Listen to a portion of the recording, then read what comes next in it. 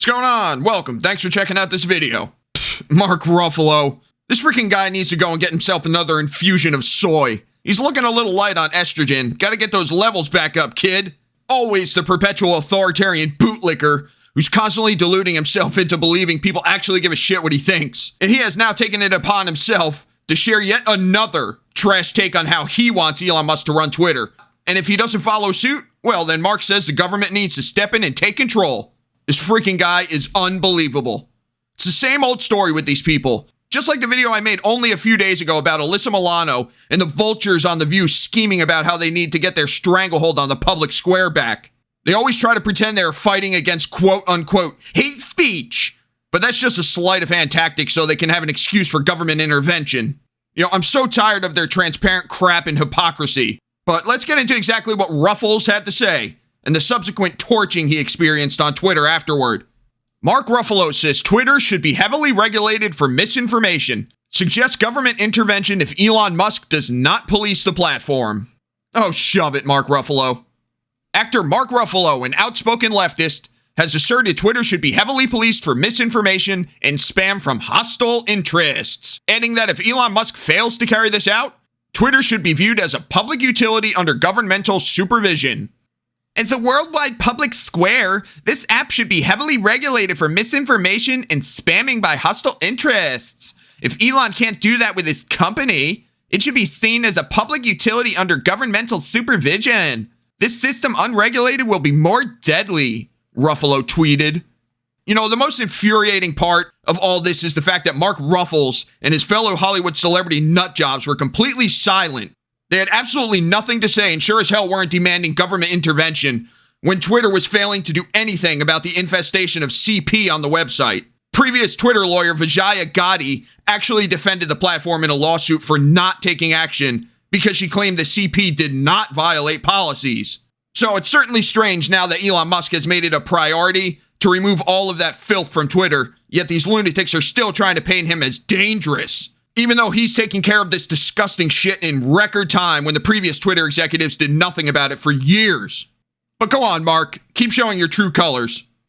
Jim Garrity of the National Review responded to the actor's comments by tweeting, "Hulk far too trusting of government regulation and restriction of speech." As I said, Mark was getting absolutely thrashed on Twitter for his shit take, so let's keep it going. "You are literally the govern me harder daddy meme." That he is. That he is. "It's impossible for me to comprehend how people become as stupid as you." Well, I wouldn't say impossible. I came up with a simple gauge to help determine just how stupid these loudmouth celebrities are. You know, I threw it together in about a minute, but I think it's pretty damn accurate. What do you think? I'm open to some tips on how I can make it better, though. Drop me a comment. Let's get back to it. "You're free to leave." Well, yeah, they're definitely free to leave, and I would certainly encourage them to do so, and without making some massive "I'm leaving Twitter" thread that nobody cares about. But we know why most of them won't leave. They're absolutely addicted to Twitter, and they're desperate to get their attention and validation.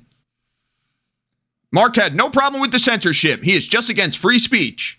Exactly. Now that they don't have the control to censor all their political opposition, now they suddenly have a problem with Twitter. Now, this is an absolutely brutal tweet from the quartering, but I'm not going to read that out loud. You can read it for yourself. In case you don't know who he is, JoJo was Mark Ruffalo's nickname for the P word who attacked Kyle Rittenhouse. Oh, I love this. The Ricky Gervais speech was absolutely legendary. "You're in no position to lecture the public about anything. You know nothing about the real world. Most of you spent less time in school than Greta Thunberg. You don't have the courage to challenge bad speech with better speech, so your solution is to get the government involved." Well, yeah, of course, it always is when they don't get their way. "Why do you folks on the left have such a fetish for the government controlling everything we do? Because they're freaking insane. They don't want their opposition to have equal treatment, and especially not on social media. Artist advocating for more state control and power. Par for the course these days." So anyway, that's about it for this. Mark Ruffalo seriously is so freaking insufferable. I've just had it with his hypocrisy and with his transparency. Like I said before, he had absolutely nothing to say when old Twitter was allowing CP monsters to run rampant on the platform, simply because his side of the political aisle was in control. And that's exactly what all of their issues with Elon Musk stem from. No matter what they claim about them being concerned about it becoming a hate speech hellscape, They're completely full of shit. No single billionaire should be allowed to run a giant social media platform and decide what is and isn't allowed. That's not fair. Yet they never seem to complain about Facebook, do they? Nah, we ain't buying it. Keep crying though, Mark. I'm looking forward to the next time you get annihilated on Twitter.